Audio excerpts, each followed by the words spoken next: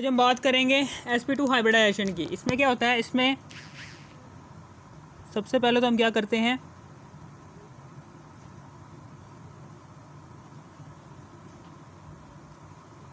ये x है, ये y है, ये z है, ठीक है ना। इसी तरीके से यहाँ पर भी यही है।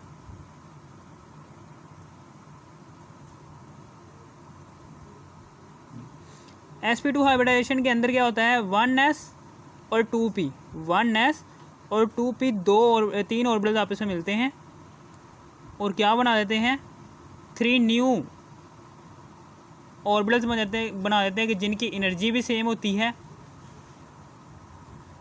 जिनकी शेप भी सेम होती है, हाइब्रिडाइज्ड ऑर्बिटल। और इन सेम एनर्जी वाले ऑर्बिटल्स को हम कहते हैं 1s। और हमें पता है कि एस की शेप क्या होती है, स्फेरिकल लाइक।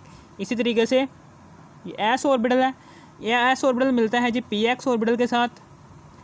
दो कोई सा भी पी ऑर्बिटल ले लो, पी एक्स ले लो, पी वाई ले लो, पी वाई या फिर पी जी ले लो, या फिर पी जी या फिर पी एक्स ले लो, कुछ भी ले सकते हो। पी एक्स ले लेते हैं हम। यहाँ पर देखो पी एक्स ऑर्बिटल, ये एक्स ऑर्बिटल, इसी तरीके से ये वाई ऑर्बिटल, ठीक है ना। इसी तरीके से ये वाई एक्सिस पर ये y है, ये z है। ये y एक्सिस पर जो सा ऑर्बिटल होगा ना, इस तरीके से होगा ये, ठीक है ना। ये y एक्सिस पर ये वाला ऑर्बिटल है, ठीक है ना। ये तीनों के तीनों ऑर्बिटल्स आपस में कंबाइन होने के बाद क्या बना देते हैं,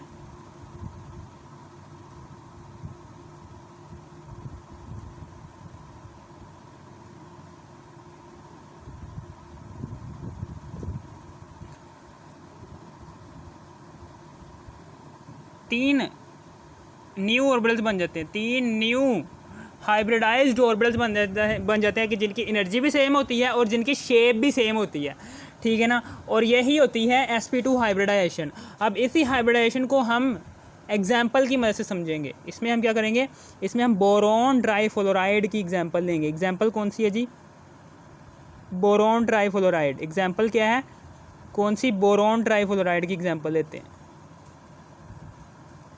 ठीक है। यहाँ पर अब हम यहाँ पर देखो, यहाँ पर बोरॉन है, बोरॉन का एटॉमिक नंबर क्या होता है, यहाँ पर बोरॉन का एटॉमिक नंबर क्या है, बोरॉन का एटॉमिक नंबर होता है, ये बोरॉन है, इस बोरॉन का एटॉमिक नंबर होता है 5, ठीक है ना। 5 एटॉमिक नंबर होता है। यहाँ पर ये स्कूल, ये एस है, फिर एस ऑर्बिटल, फिर पी सबशेल के 3 orbital, P X, P Y और पी जी, ठीक है ना। समझ आ गई। यहाँ पर बोरॉन का एटॉमिक नंबर क्या है, यानी कि एग्जांपल हमने बोरॉन ट्राईफ्लोराइड को हमने sp2 हाइब्रिडाइजेशन के ज़रिए से एक्सप्लेन करना है, ठीक है ना। बोरॉन ट्राईफ्लोराइड को ये एग्जांपल है किसकी, sp2 हाइब्रिडाइजेशन की, तो हमने एक्सप्लेन करना है। यहाँ पर बोरॉन का एटॉमिक नंबर होता है 5, ये 1s, ये 2s बन जाएगा, और ये भी दोनों, ये जिनसे p ऑर्बिटल्स होते हैं ये 2 से शुरू होते हैं। इसी तरीके से यहाँ पर, अब यहाँ पर s ऑर्बिटल के अंदर 2 इलेक्ट्रॉन आ गए, यहाँ पर भी 2 इलेक्ट्रॉन आ गए, और यहाँ पर 1 2 3 4, यहाँ पर डी जनरेट ऑर्बिटल्स के साथ सेम स्पिन के साथ 1 इलेक्ट्रॉन आ गया, 5, ठीक है ना। समझ आ गई आपको, ये है।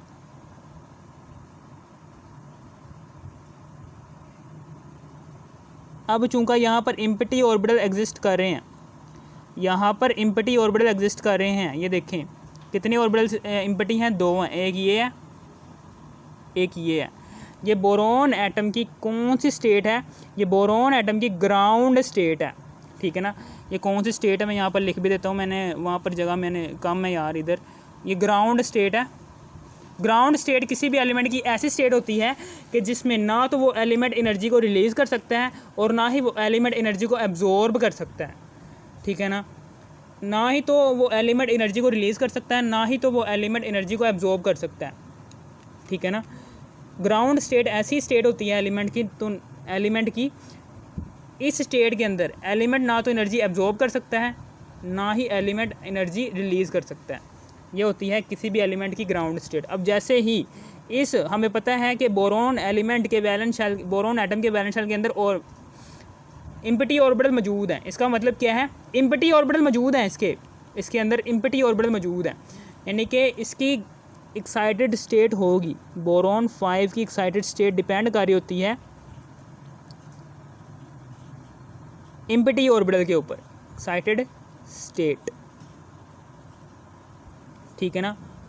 इसके अब हम एक्साइटेड स्टेट के बारे में बात करने जा रहे हैं। बोरॉन एटम की एक्साइटेड स्टेट के सबसे पहले तो हम ये लिखेंगे, ये वैसे का वैसे ही डब्बा आ गया नीचे, और यहाँ पर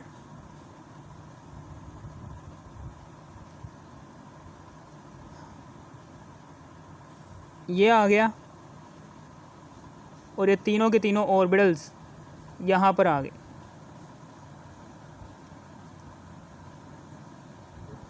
हमें पता है कि ये जो सा एस ऑर्बिटल है इसके अंदर 2 इलेक्ट्रॉन पहले से ही मौजूद होते हैं, ठीक है ना। और ये इस ये हम थोड़ी सी एनर्जी देंगे ना, बोरॉन एटम को हम थोड़ी सी एनर्जी देंगे तो इस एस ऑर्बिटल से एक इलेक्ट्रॉन निकलेगा।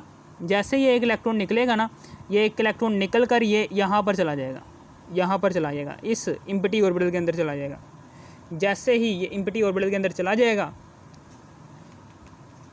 अब यहाँ पर कितने एस और कितने भी बन गए हैं, यहाँ पर अब 1 एस है, यहाँ पर अब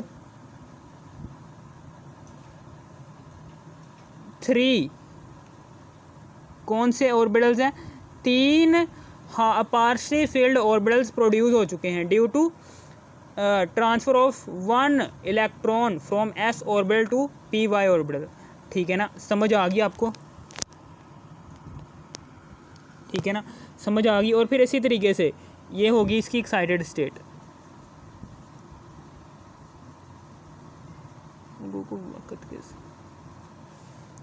इसी तरीके से अब हम इसकी बोरॉन की बात करने जा रहे हैं, इसकी हाइब्रिडाइज्ड स्टेट की। हाइब्रिडाइज्ड स्टेट क्या होती है,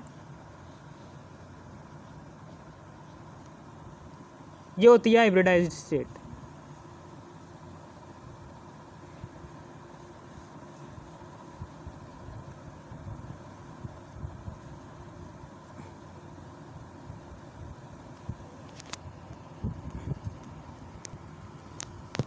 इसमें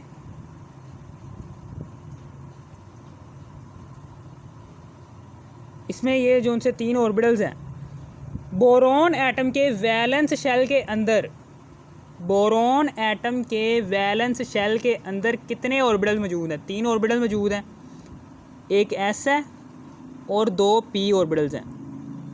इसी तरीके से ये भी एस है और 2 पी ऑर्बिटल्स हैं, एक एस है और 2 पी ऑर्बिटल्स हैं, यानी कि एक एस और 2 पी ऑर्बिटल्स मौजूद हैं। बस यही बात लिखनी है और कुछ भी नहीं लिखना, और एक एम्प्टी ऑर्बिटल मौजूद है, ठीक है ना। यहाँ पर अब हम क्या करेंगे, यहाँ पर अब हम क्या करेंगे, इधर अब हम क्या करेंगे, ये क्या है, ये एस, ये 1 एस है, ठीक है ना। समझ आ गई आपको। अब हम क्या करेंगे, यहाँ पर अब हम क्या करेंगे, इधर अब हम क्या करेंगे, यहाँ पर हम बोरॉन है, बोरॉन एटम है, ठीक है ना। ये देखें, ये बोरॉन है, ये फ्लोरीन। अब हम फ्लोरीन की इलेक्ट्रॉनिक कन्फिग्रेशन करने जा रहे हैं। फ्लोरीन की इलेक्ट्रॉनिक कन्फिग्रेशन, फ्लोरीन का एटॉमिक नंबर होता है 9, फ्लोरीन का एटॉमिक नंबर होता है 9, ठीक है ना। और हमें पता है कि फ्लोरीन का एटॉमिक नंबर 9 है, तो स्कूल और पी ऑर्बिटल के 3, पी सबशेल के 3 orbital, P X, P Y और पी जी, ठीक है ना। यहाँ पर 2 इधर इलेक्ट्रॉन आ गए, 2 इधर इलेक्ट्रॉन आ गए, ठीक है ना। और यहाँ पर सेम स्पिन के साथ 3 डीजनरेट ऑर्बिटल्स के साथ पहले इलेक्ट्रॉन फिल करेंगे, फिर ऑपोजिट स्पिन के साथ इलेक्ट्रॉन की फिलिंग करेंगे। कितने ऑर्बिटल्स हो गए, 1 2 3 4 5 6 7 8 9 ऑर्बिटल्स की फिलिंग हो गई है। अब यहाँ पर क्या होगा, यहाँ पर ये वैसे की वैसे, यहाँ पर ये जो सा है ना, एक ये हमें पता है कि पार्शली फील्ड ऑर्बिटल ही, यानी कि 2 एटम्स के वैलेंस शेल में मौजूद पार्शली फील्ड ऑर्बिटल्स ही आपस में कंबाइन होने के बाद कंबाइन होने के बाद न्यू ओवरलैपिंग हमें जनरेट करवा देते हैं, ये देखिए बोरॉन है, ये बोरॉन का ये एटम है, ये बोरॉन है, इसके वैलेंस शेल के अंदर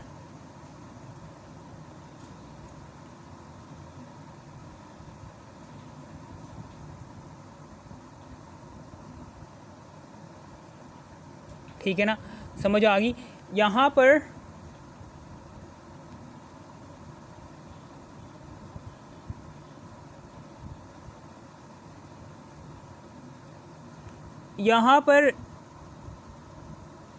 एक ये हाफ फील्ड ऑर्बिटल है, एक ये हाफ फील्ड ऑर्बिटल है, एक ये हाफ फील्ड ऑर्बिटल है। यानी कि बोरॉन एटम के वैलेंस शेल के अंदर 3 हाफ फील्ड ऑर्बिटल मौजूद हैं। अब ये तीनों के तीनों हाफ फील्ड ऑर्बिटल जो उनसे हैं, तीनों के तीनों half filled orbital fluorine atom के वैलेंस शेल में मौजूद जो उनसा एक ऑर्बिटल है उसके साथ, यानी कि ये जो उनसे sp2 है, ये भी sp2 है, ये भी sp2 है, ठीक है ना, समझ आ गई। pz ऑर्बिटल, यहाँ पर pz ऑर्बिटल की ओवरलैपिंग होगी। pz ऑर्बिटल क्या होता है, ये होता है, इसमें क्या होता है, इसमें इस तरीके से ओवरलैपिंग होती है। ये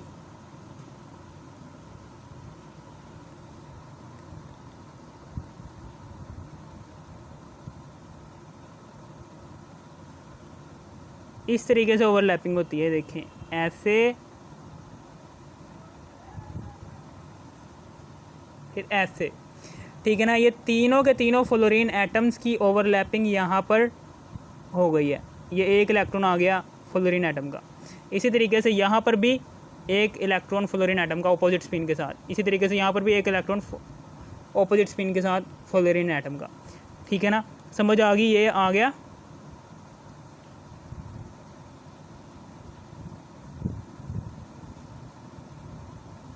ठीक है ना, समझ आ गई। और यहाँ पर देखो,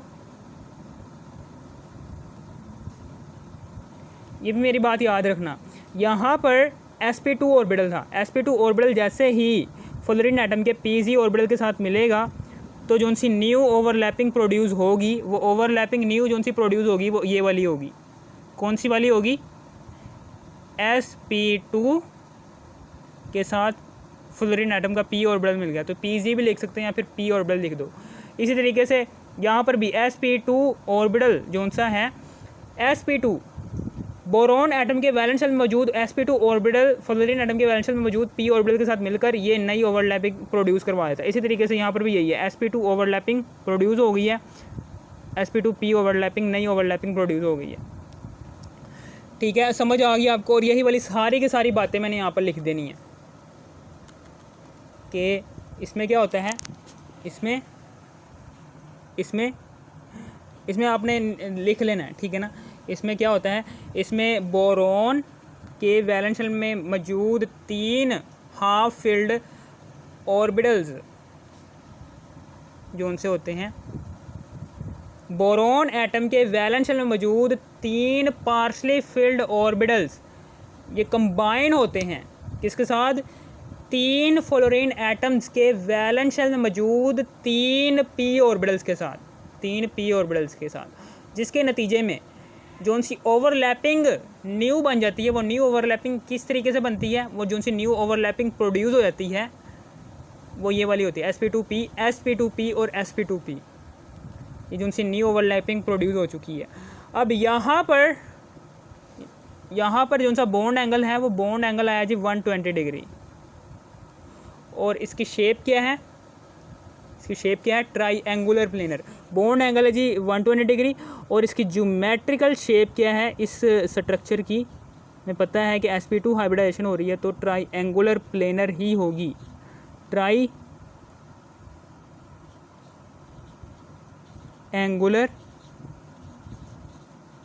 प्लेनर इस तरीके से होगी, ठीक है ना, समझ आ गई आपको। ये आ गया, इस तरीके से ये प्रोड्यूस हो गया, ठीक है ना। यहाँ पर sp2 भी, अगर आपको इस वीडियो की ज़रा सी भी थोड़ी सी भी समझ आ गई हो, इस वीडियो को कर दो लाइक और सब्सक्राइब और शेयर भी कर देना। ये बोरॉन एटम की हाइब्रिडाइज्ड स्टेट है। कौन सी स्टेट है, हाइब्रिडाइज्ड स्टेट, यानी कि ऐसी स्टेट के जिसके अंदर हम लिखते हैं कि कौन कौन से ऑर्बिटल्स हाइब्रिडाइज हुए हैं। यहाँ पर s ऑर्बिटल p ऑर्बिटल के साथ हाइब्रिडाइज हुआ है ना, तो यहाँ पर नीचे sp2 यानी कि एक s और 2 p ऑर्बिटल्स की हाइब्रिडाइज्ड फॉर्म है, यानी कि बोरॉन एटम के वैलेंस शेल के अंदर कौन कौन से ऑर्बिटल्स की हाइब्रिडाइज्ड स्टेट यहाँ पर लिखिए कि यहाँ पर एक एस जोन सा है, एक एस ऑर्बिटल या एक एस ऑर्बिटल से एक इलेक्ट्रॉन यहाँ से निकल कर पी वाई ऑर्बिटल में जाता है, जिसके नतीजे में हाइब्रिडाइज्ड स्टेट क्या आएगी, इसमें 1s जोन सा है वो 2p ऑर्बिटल के साथ मिला है, sp2 sp2 sp2 एक एम्प्टी ऑर्बिटल है। अगर आपको इस वीडियो की ज़रा सी भी थोड़ी सी भी समझ आ गई हो, इस वीडियो कर दो लाइक और सब्सक्राइब और शेयर भी कर देना। Thanks for watching me.